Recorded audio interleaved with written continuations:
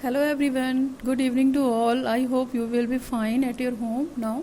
I am Archana Sharma, Learn with Concept.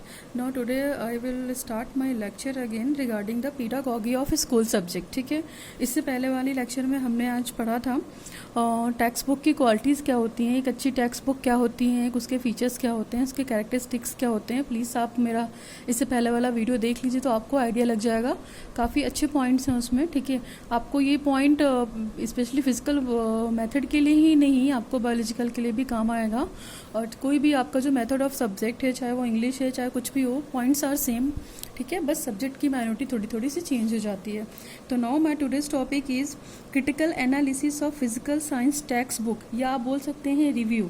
ठीक है, review of physical science text book, मतलब हम किसी बुक को कैसे आलोचना करेंगे उसकी, या समीक्षा करेंगे, या उसको क्रिटिसाइज करेंगे, ये हमारा नेक्स्ट टॉपिक है. तो अगर हम बात करते हैं, ये कहना गलत नहीं होगा कि एनालिसिस एंड एवोल्यूशन को हम रिव्यू भी बोल सकते हैं, समीक्षा भी बोल सकते हैं. देखिए, समीक्षा करने का मतलब क्या होता है कि आप उस बुक को टॉप से लेके बॉटम तक पूरा अच्छे से पढ़ेंगे, आप उसके एक एक पॉइंट चेक करेंगे कि जो बुक लिखने का नॉर्म होता है, या बुक लिखने की जो पब्लिशर होता है, ठीक है, ऑथर कैसा है उस बुक का, ऑर्गेनाइजेशन कैसा है उस बुक का, क्वालिफिकेशन है उस ऑथर के अंदर उस बुक को लिखने की या नहीं. ठीक है, उस बुक को क्रिटिसाइज करने की चीज़ें उसके अंदर हैं या नहीं है. ठीक है, प्रेजेंटेशन ऑफ कंटेंट उसने कैसा रखा है, उसने कोई इवोल्यूशन स्केल जो होती है या रिव्यू स्केल जो होती है उसको फॉलो किया है या नहीं किया है. ठीक है, तो इन सब पॉइंट्स के रिगार्डिंग हम बात करते हैं. Now we are started. Now critical analysis of physical science book बोल सकते हैं आप, फिजिकल साइंस टेक्स्ट बुक या साइंस टेक्स्ट बुक चलेगा. ठीक है, या रिव्यू भी बोल सकते हैं, review of physical science text book. Now और इसी को अगर और मॉडिफाइड कर देंगे तो हम एनालिसिस एंड इवैल्यूएशन ऑफ बोलेंगे. देखिए, हम एनालिसिस में क्या करते हैं, स्टेप बाय स्टेप हम सारी चीज़ों को चेक करते हैं, है ना. चीज़ें बिखरी हुई होती हैं तो उसको पूरा मतलब स्टेप बाय स्टेप पहले उसको चेक करते हैं कि क्या गलती है, क्या अच्छा पॉइंट है, क्या नेगेटिव पॉइंट है. ठीक है, जो अच्छा पॉइंट होता है उसको हम रहने देते हैं, जो नेगेटिव पॉइंट होता है उसको हम नोट करते हैं, और उसको और ही प्योरीफाइड करके हम अगले बुक के पब्लिशर में उस चीज़ को क्या करते हैं, अच्छा करने की कोशिश करते हैं. और इवैल्यूएशन का मतलब भी यही है कि हमारी डीमेरिट्स और मेरिट्स साथ में आएंगे, और फिर लास्ट में हम कुछ सजेशंस भी दे सकते हैं.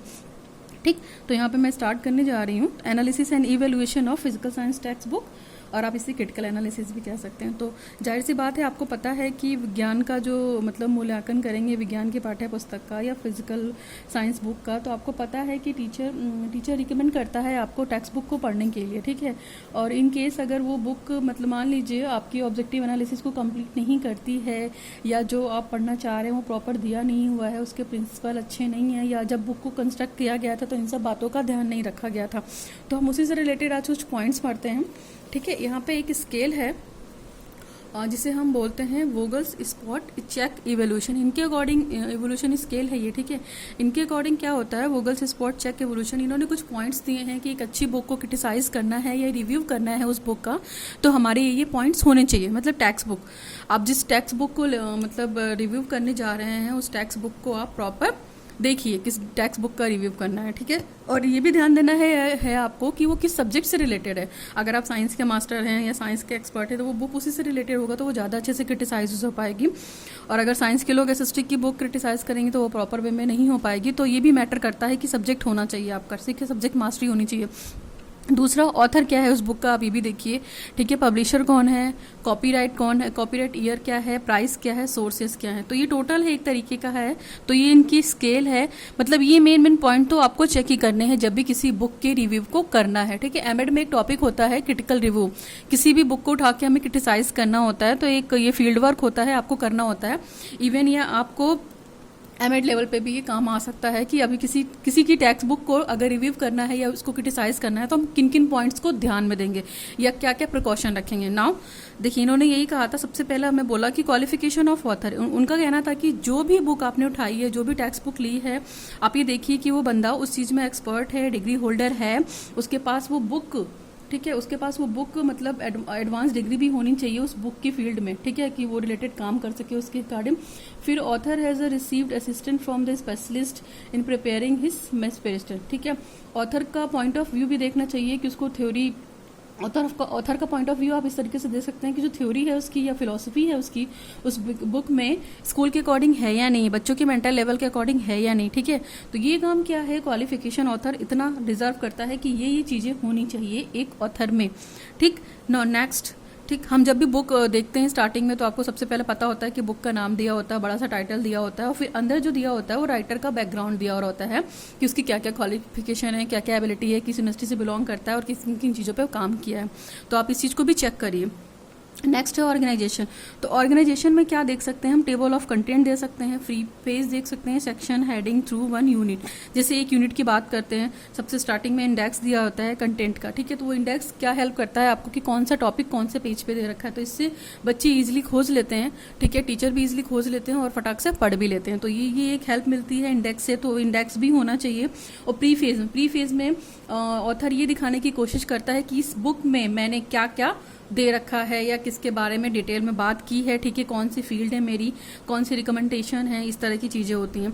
और आप ये भी देखिए कि जो हेडिंग वगैरह दे रखी हैं, हेडिंग सेक्शन, सब हेडिंग सेक्शन, ये सारी चीज़ें प्रॉपर हैं या नहीं, ठीक है। अगर एक यूनिट खत्म हो गई है तो उसके चैप्टर के एंड में प्रैक्टिकल क्वेश्चन दिए हुए हैं या नहीं दिए हुए हैं, प्रैक्टिस क्वेश्चन दिए हैं या नहीं दिए हैं, तो ये सारी चीज़ें भी होनी चाहिए। जब आप बुक को क्रिटिसाइज की जाएंगी सारी चीज़ें आप देखेंगे वन बाई वन, है ना।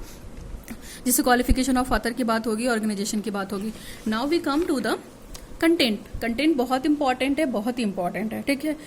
देखिए सारी बुक अच्छी होगी, मान लीजिए बाहर से अच्छी होगी, उसका प्रिंट बहुत अच्छा होगा, सब कुछ बहुत अच्छा होगी, बट अगर कंटेंट अच्छा नहीं होगा तो वो बुक किसी के लिए अच्छी नहीं मानी जाएगी, चाहे वो टीचर हो चाहे वो स्टूडेंट हो।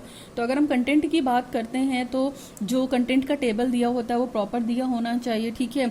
एटलीस्ट जो 1 to 5 चैप्टर हैं, टेक्स्ट चैप्टर है, आप उनको देखिए कि हाँ उसमें प्रॉपर वे में दिया हुआ है या नहीं है। The text book contains all the topic necessary for my purpose, ठीक है। पर्पज इन द सेंस कि हमारा बच्चों को पढ़ाने का मोटिव क्या है, हम जिस चीज के बारे में बताना जा रहे हैं, हमारा जो पर्पज है वो सॉर्ट आउट हो रहा है या नहीं, इस चीज को भी हम ध्यान में रखेंगे, ठीक है। और कंटेंट में ये सारी चीजें आ जाती हैं। इंडेक्स भी हो गया, बुक का हिस्टोरिकल बैकग्राउंड क्या है, ठीक है, साइंस का हिस्टोरिकल डेवलपमेंट क्या है, थोड़ा उसके बारे में भी हम बात कर सकते हैं, ठीक है। और मतलब देखा जाए तो टीचिंग लैंग्वेज कैसी यूज़ की है उसने, जो नेसेसरी टॉपिक हैं वो कंप्लीट हुए हैं या नहीं हुए हैं, और उस बुक का सोशल सिग्निफिकेंस भी होना चाहिए कहीं ना कहीं।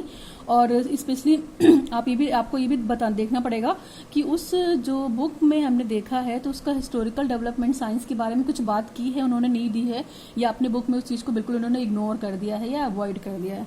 ये तो हुई कंटेंट की बात। अंदर है हमारा प्रेजेंटेशन ऑफ मटीरियल, ठीक है। उस मटेरियल को उन्होंने कैसे प्रेजेंट किया है, तो हमें पता है कि इंडक्टिव अप्रोच अपनानी चाहिए, सिंपल टू कॉम्प्लेक्स, यानी हम सिंपल से टफ की तरफ जाते हैं या सिंपल से कॉम्प्लेक्स की तरफ जाते हैं। हम इस चीज को रिवर्स नहीं कर सकते हैं ना, रिवर्स कर देंगे तो बच्चे टिपिकल टॉपिक को पहले पढ़ने में ही प्रॉब्लम होगी तो वो डीमोटिवेट होंगे। तो इसलिए बच्चों का हमारा जो मेंटल लेवल है या जो जिस क्लास के लिए हम मतलब बुक प्रिपेयर कर रहे हैं या जिसके लिए बुक लिखने जा रहे हैं, तो आप इस चीज़ को ध्यान रखिए कि बच्चों का मेंटल लेवल क्या है। तो उसी के हिसाब से पहले सिंपल टॉपिक, फिर उससे थोड़ा टफ, फिर उससे टफ, फिर उससे टफ, तो आप धीरे धीरे सिंपल से कॉम्प्लेक्स की तरफ जाएंगे। ये अप्रोच इंडक्टिव अप्रोच कहलाती है, ठीक। इसके बाद आप ये भी देखेंगे कि प्रॉब्लम सॉल्विंग मेथड यूज हो रहा है प्रॉपर या नहीं, मतलब क्वेश्चनिंग वगैरह होनी चाहिए, कोई टास्क है तो उसका सोल्यूशन कैसे निकाल सकते हैं, इस तरह की चीजें। साइंटिफिक टर्म्स जो दिए हैं वो बोल्ड हैं या नहीं है ना। इंपॉर्टेंट प्रिंसिपल जो दिए हैं वो अच्छी लैंग्वेज में दिए हैं या नहीं दिए हैं, उसको कैसे प्रेजेंट किया गया है। दूसरी चीज आप ये भी देखिए कि ऑथर का स्टाइल कैसा है, इंटरेस्टिंग है या कैसा है, इनफॉर्मल है या फॉर्मल है ना। इसके बाद आपको क्या कहते हैं, अनफेमिलियर साइंटिफिक टर्म्स को भी सेट करना चाहिए, टैलिक वर्ड्स में लिख कर दे या बोल्ड फेस में लिख कर दे, ताकि बच्चे जल्दी से उसको कैचअप कर सके, है ना। बोल्ड चीजें लिखी होती है तो फटाफट पढ़ने में आराम होता है। फिर आप ये भी देखिए कि उस जो प्रेजेंटेशन ऑफ मटेरियल में है कि जो कंटेंट वो दे रहा है या जो वो प्रिंसिपल दे रहा है, ठीक है, उसको तो हाईलाइट करेगा ही करेगा, ठीक। तो कम से कम आप शुरू के 1 से लेके 5 चैप्टर तक, चैप्टर 1 से लेके 5 तक आप ये सब चीजें बिल्कुल नोट डाउन करेंगे। आपको कुछ भी प्रॉब्लम लगता है तो ये होता है एक बुक को क्रिटिसाइज करने का। नेक्स्ट देखेंगे आप एक्यूरेसी या एक तरीके से शुद्धता। तो बुक प्योर होनी चाहिए, all items are on the pages indicated in the index. मैंने बोला ना कि इंडेक्स में टॉपिक भी लिखा हो, उसके साथ उसका पेज नंबर भी लिखा हो, जिससे क्या हो, इजिली वो उस चीज को डिस्कवर कर सके, जिससे साइंटिफिकली करेक्ट हो, कोई मिस्टेक ना हो, है ना। कंटेंट प्रॉपर लिखा हो, सारे नॉर्म्स को फॉलो करता हो, प्योर हो, रिसेंट नॉलेज भी हो उसमें, और जो नॉलेज दी है वो पूरी प्योरीफाइड हो, ठीक है। इसके बाद देखा जाएगा items are on the page indicated in the index. तो जो आइटम्स हैं जो आप लोगों ने आगे चैप्टर में दे रखे हैं, बुक्स के चैप्टर में है, यूनिट में है, तो उसकी एक अच्छी सी इंडेक्स बनाइए और उसमें पेज नंबर भी मेंशन कीजिए। तो ये हुई एक्यूरेसी की बात। नेक्स्ट है हमारी रीडेबिलिटी। रीडेबिलिटी क्या होती है कि यूज टू रीड हो, है ना, कोई भी बच्चा बुक पढ़ ले, चाहे वो एवरेज लेवल का हो, चाहे वो थोड़ा सा लो लेवल का हो या ब्रिलियंट स्टूडेंट हो, सभी के लिए वो बुक प्रॉपर हो। यानी कि जो उन्होंने नंबर ऑफ वर्ड्स दे रखे हैं बुक में, सेंटेंस में, तो आप एक 21 का कॉन्सेप्ट आता है, सेंटेंस वर्ड्स पर सेंटेंस इज बिलो 21। तो मतलब वो सेंटेंस का जो कॉम्पैक्ट होगा या जो भी अरेंजमेंट होगा वो 21 से कम होना चाहिए। आपकी बुक की रीडेबिलिटी इस बात पर डिपेंड करती है कि 60% जो आपके सेंटेंसेस है वो सिंप्लेक्स होने चाहिए या कंपाउंड होने चाहिए, ठीक है, नॉट टू कॉम्प्लेक्स। ठीक, तो यानी 60% बुक का जो सेंटेंस है वो सिंपल होना चाहिए और कंपाउंड होना चाहिए, कॉम्प्लेक्स नहीं होना चाहिए, ठीक है। 40% में हम नहीं बात करते हैं। हाँ, 60% क्लास जो हमारी होती है वो एवरेज क्लास होती है, तो यानी कि बुक को वो पढ़ सके कम से कम, ठीक। अगर रीडेबिलिटी में बात करें तो कम से कम वहां पे एक एप्लीकेशन का फॉर्मेट भी दिया हो, एब्स्ट्रैक्ट का प्रिंसिपल भी दिया हो कि हाँ ये सारी चीजें हो सकती हैं, ठीक है। तो ये तो था हमारा रीडेबिलिटी, ठीक है। रीडेबिलिटी की बात अगर हम बात करते हैं तो हमारा क्या आता है, एडॉप्टिबिलिटी, ठीक। तो एडॉप्टिबिलिटी का मतलब क्या होता है कि जो टेक्स्ट बुक है वो सेटिस्फैक्ट्री है या नहीं। तो टेक्स्ट बुक तभी सभी के लिए सेटिस्फैक्ट्री तभी होगी जब वो क्या होगी, चाहे वो लो स्टूडेंट हो, चाहे एवरेज हो, चाहे ब्रिलियंट स्टूडेंट हो, सभी उस बुक को अडॉप्ट कर सकें अपने मेंटल लेवल के अकॉर्डिंग, है ना, और सभी को वो बुक मिल भी सके, चाहे वो रूरल एरिया में रहते हो, चाहे वो सिटी बैकग्राउंड में रहते हो, ठीक है। Find the text book useful उनके लिए। The text book is arranged so that certain section can be readily omitted. तो आपको ये टेक्स्ट बुक पढ़ते समय या अरेंज करते समय आपको इन पॉइंट्स को भी देखना पड़ेगा। जब आप बुक को रिव्यू करेंगे तो जो अननेसेसरी पॉइंट है उसको आप ओमिट कर दीजिए या निकाल दीजिए, ठीक है, हटा दीजिए, उसे साइड में नोट करते जाइए कि ये प्रॉब्लम है इस बुक में, ठीक है। इसके बाद देखा जाएगा कंट्रोवर्शियल सब्जेक्ट से रिलेटेड कुछ टॉपिक्स होते हैं, अगर वो टॉपिक उस क्लास के लिए बेटर है तो आप रहने दीजिए, और अगर कुछ अननेसेसरी लगता है आपको तो उसको आप नोट डाउन करिए और करके हटा दीजिए। कुछ सेक्शंस क्या होते हैं कि मतलब बिल्कुल रीडेबिलिटी नहीं होते, अननेसेसरी डाल दिया जाता है, तो उसे भी आप हटा दीजिए। ये तो रहा हमारा ऑडिबिलिटी, ठीक है, एडॉप्टिबिलिटी, यानी कि सभी के लिए पढ़ने के लिए योग हो। अगर जनरली हम बात करते हैं तो जो पर्टिकुलर कम्युनिटी होती है उसको नीड होती है कि हमारी जो बुक है वो अवेलेबल भी हो सब तक, ठीक। ऑथर अच्छा सा कंट्रोवर्शियल सब्जेक्ट को हटा देगा, ठीक। नाउ नेक्स्ट है टीचिंग एड। तो आपको पता होना चाहिए कि जो एक बुक है अच्छी, वो टीचिंग एड, अगर हमारी बुक अच्छी है तो बुक भी क्या है, हमारी टीचिंग एड की तरह हम यूज करते हैं ना, क्योंकि उससे हमें नॉलेज मिलती है। तो बुक जो है वो update to the film list होनी चाहिए, वही बुक की एक प्रॉपर लिस्टिंग हो जिसे आप पढ़ाना चाह रहे हैं, यानी शिक्षण सामग्री। यानी कि करंट टाइम में जो भी मेथड अडॉप्टेड है, अगर हम साइंस की बात करते हैं, फिजिकल साइंस की बात करते हैं, तो कम से कम समराइजेशन, क्वेश्चनिंग और प्रॉब्लम, ये सारी चीजें चैप्टर के एंड में बहुत अच्छी मात्रा में दिए हों या बहुत एडिक्वेट क्वांटिटी में दिए हों ताकि बच्चों को प्रॉब्लम ना हो। फिर रेफरेंस की भी बात करते हैं तो reference for the teachers and students are annotated, ठीक है। आप देखिए रेफरेंस भी आपको चेक करना पड़ता है कि वो कहाँ से कंटेंट उन्होंने लिया है, और जो कंटेंट लिया है वो कितना प्यूरिफाइड है, कितना एप्रोप्रिएट है उस चीज के लिखने के लिए, है ना, ऑथेंटिकेट है या नहीं, उसकी वैलिडिटी क्या है, ये सारी चीजें भी चेक करते हैं। फिर इसके बाद है अपेंडिक्स। अगर देखा जाए तो टीचिंग एड में ही जो हमारा अपेंडिक्स मटेरियल बनता है वो हमारे लिए यूजफुल होता है, ठीक है। हम सबसे लास्ट में अपेंडिक्स बनाते हैं या बिब्लियोग्राफी बनाते हैं कि हमने ये चीज कहाँ से ली है, और अपेंडिक्स जब बनाते हैं तो इस चीज का ध्यान रखते हैं कि जो बोल्ड वर्ड या प्रिंसिपल वर्ड्स होते हैं उनको हम हाईलाइट करते हैं, ठीक है। और एक चीज और भी देखते हैं कि जब जो टीचर्स के लिए कुछ मैनुअल भी बनाते हैं कुछ बुक के, तो वो जो मैनुअल हो वो मैनुअल ऐसा होना चाहिए, समराइज फॉर्म में होना चाहिए, बहुत ज्यादा डिस्क्रिप्टिव फॉर्म में ना होना चाहिए, ताकि टीचर को थोड़ी हेल्प मिल सके, ठीक है। अगर हम और बात करते हैं टीचिंग एड में, तो जो प्रॉपर टीचिंग एड है उन्हें आप यूज करिए। बुक तो आपकी टीचिंग एड है ये, तो हमारी बुक इस चीज के लिए एम्फेसाइज करती है कि फिजिकल साइंस में या बायोलॉजिकल साइंस में या मैथमेटिक्स में हम अच्छे साइंटिफिक मेथड यूज करें, लाइक डेमोस्ट्रेशन हो गया, लेक्चर कम डेमोस्ट्रेशन हो गया, प्रॉब्लम सॉल्विंग हो गया, इवन टीम टीचिंग भी अब तो इंक्लूडेड है कि टीम टीचिंग में भी यही करते हैं कि हम एक प्रॉब्लम दे देते हैं, एक टास्क दे देते हैं और बच्चों से बोलते हैं उस टास्क के बारे में आप बात करिए, ठीक है। नाउ नेक्स्ट है हमारा इलुस्ट्रेशन। यहाँ पे थोड़ा ऊपर नीचे हो गया, इलुस्ट्रेशन ऊपर होगा, सबसे लास्ट में अपीरेशन, ठीक है। तो इलुस्ट्रेशन की अगर हम बात करते हैं तो इलुस्ट्रेशन का आपको मतलब तो पता ही है कि इसका मतलब क्या होता है, एनी तरीके का एग्जाम्पल, मतलब बच्चों को जो ये जैसे मॉडर्न तरीके की अगर हम बात करते हैं तो पिक्स बहुत अच्छा दिया हो, क्लियर दिया हो, यूजफुल हो, है ना, अच्छी डिवाइस के साथ हो, फिगर के प्रॉब्लम हो। जैसे फिजिकल साइंस की बात करते हैं तो एक्सपेरिमेंट वगैरह जो दिए होते हैं उनकी पिक्स क्लियर हो, नीट हो, ताकि बच्चों को दिक्कत ना हो। बायोलॉजी में बात करते हैं तो डायग्राम्स वगैरह बहुत अच्छे दिए हों, प्रॉपर नेमिंग हो, उसका फुटनेट हो, है ना, और उसकी फोटोग्राफिक भी क्लियर हो। जिससे हम रिप्रोडक्शन वगैरह पढ़ाते हैं तो वो लार्ज लिखा हो, वो क्लियर लिखा हो। तो ये सारी चीजें भी हैं, अगर हम एग्जाम्पल के माध्यम से या इन सब चीजों के माध्यम से पढ़ाएंगे तो बहुत ही इफेक्टिव रहेगा। और जैसे फोटोग्राफी, अगर अच्छी फोटोग्राफी उस बुक में नहीं है, ठीक है, तो हम चीज़ों को समझ नहीं पाएंगे। मान लीजिए बफरिंग आ रही है, ब्लरिंग आ रही है, प्रॉपर कोई चीज़ ड्रॉ नहीं है, कोई लाइन कटी पिटी है, तो हमारे लिए इसके लिए भी दिक्कत होती है ना। तो इसलिए फिगर्स वगैरह जो बने हुए हैं वो पूरा टेक्सचुअल मटेरियल में होना चाहिए, डायरेक्ट रेफरेंस होना चाहिए उसका, ठीक। तो ये तो हमारा था इलस्ट्रेशन। एंड लास्ट बात करेंगे अपीयरेंस। अल्टीमेट हम बात करते हैं अपीयरेंस की हमारी बुक कैसी दिखती है। तो इसके लिए आप सबसे पहले कवर देखिए, पेपर देखिए, कवर कैसा है उस बुक का, ठीक है, उसका पेपर कैसा, पेपर बहुत लो क्वालिटी का तो नहीं है, कवर भी बहुत लो क्वालिटी का तो नहीं है, ठीक है। तो कवर इन द सेंस कि आपकी बुक बाहर से अट्रैक्टिव है या नहीं है, उसका साइज प्रॉपर है या नहीं है, उसका शेप प्रॉपर है या नहीं है, ठीक है। और जिससे मान लीजिए अगर बुक का साइज बहुत ज्यादा बड़ा होता है तो हमें कैरी करने में दिक्कत होता है, छोटा होता है तो वो बुक का एक अच्छा लुक नहीं आता है। तो एक प्रॉपर एप्रोप्रिएट साइज भी होना चाहिए बुक का, जो हमारे क्या लिए हैंडीकैप टाइप की हो कि हम प्रॉपर यूज कर सके, है ना। फिर placement of the illustration is pleasing. तो उस बुक में आप ये भी देख सकते हैं कि चीजें अच्छी तरीके से दी हुई है नहीं है, हाईलाइटेड है या नहीं है, हमारी ऊपर की बुक का साइज जो बॉन्ड पेपर वगैरह है वो अच्छी क्वालिटी का है या नहीं है, ठीक है। और जो पेजेस की डिजाइनिंग है वो कैसी है ना, इन चीज को भी देखना है। बहुत ज्यादा क्राउडेड नहीं होना चाहिए, मतलब सेंटेंस गैपिंग अच्छी होनी चाहिए। और जो साइज लिखा गया है मटेरियल का, रीडिंग का अगर बात करते हैं, size of the type makes for easy reading, है ना, अच्छे से लिखा होता है तो हम क्या करते हैं कि उसको हम प्रॉपर तरीके से पढ़ सकते हैं। और जो हमारा पॉइंट ऑफ व्यू होता है, जैसे पॉइंट्स की बात करते हैं तो अच्छे से दे रखा है या नहीं दे रखा है, हर आइटम को हेडिंग, मतलब जो आइटम है हमारे इंपॉर्टेंट उनको हेडिंग से टोटल कर रखा है कि नहीं कर रखा है, आप ये भी देख सकते हैं। और जो लिखा गया है उनमें प्रॉपर स्पेस भी होना चाहिए, ठीक है, प्रॉपर स्कोर भी होना चाहिए, ठीक। तो आप इन सब चीजों के लिए क्या कर सकते हैं कि प्रॉपर जो भी आपको कमी लगे एक बुक को रिव्यू करने में उसको आप साइड में लिखते जाइए। तो ये तो हमारे 10 पॉइंट्स थे किसी बुक को रिव्यू करने के लिए। आपको इन 10 पॉइंट्स को फॉलो ही करने हैं चाहे आप किसी भी बुक को रिव्यू करिए, ठीक ना। एक रिव्यूअर फॉर्म है तो उसका फॉर्मेट भी देख सकते हैं। ये सारे पॉइंट्स तो थी। इसके अलावा एक जो अच्छा रिव्यूअर होता है वो अपना एक फॉर्मेट देता है। तो रिव्यूअर फॉर्मर की बात करते हैं अगर समीक्षक फॉर्म एक तरीके से, तो वो सबसे पहले सिलेबस देखता है कि सिलेबस कवर हो रहा है या नहीं, ठीक है। जिस क्लास के लिए वो पढ़ा रहा है तो मतलब सारी सिलेबस को कंप्लीट कर रहा है या नहीं कर रहा है।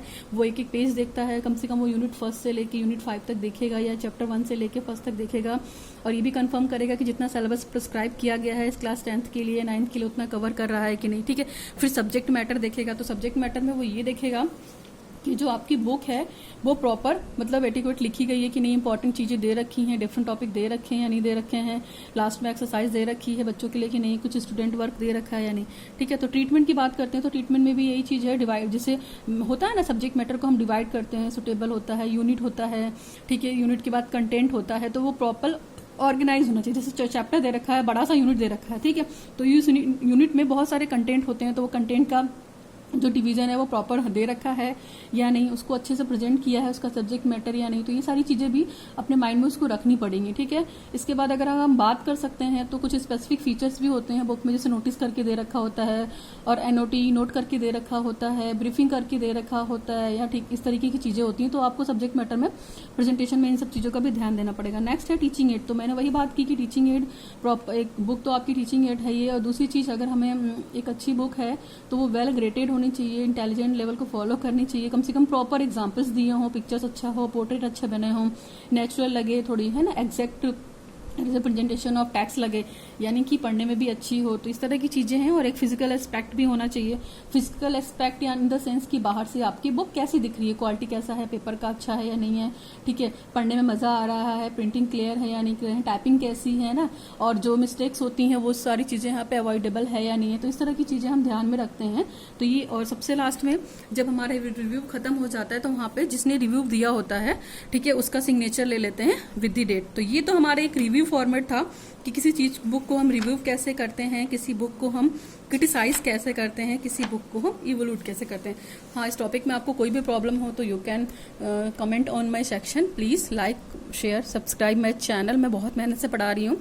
आई होप आपका ये कॉन्सेप्ट क्लियर हो गया होगा, ठीक है। आपको एक्सप्लेनेशन कुछ प्रॉब्लम है या कुछ भी दिक्कत है तो आप प्लीज़ मुझे बात वो कमेंट सेक्शन में बताइए। आप मुझे मेल भी कर सकती हैं, ठीक है। आप मेरी फेसबुक आईडी को भी फॉलो कर सकती हैं, लिंक मैंने दे रखा है डिस्क्रिप्शन में, ठीक है। तो आप इस चीज़ का ध्यान रखिए। Thanks for watching my video. Thanks. Learn with concept bye Archana Vishwakarma, signing off for that.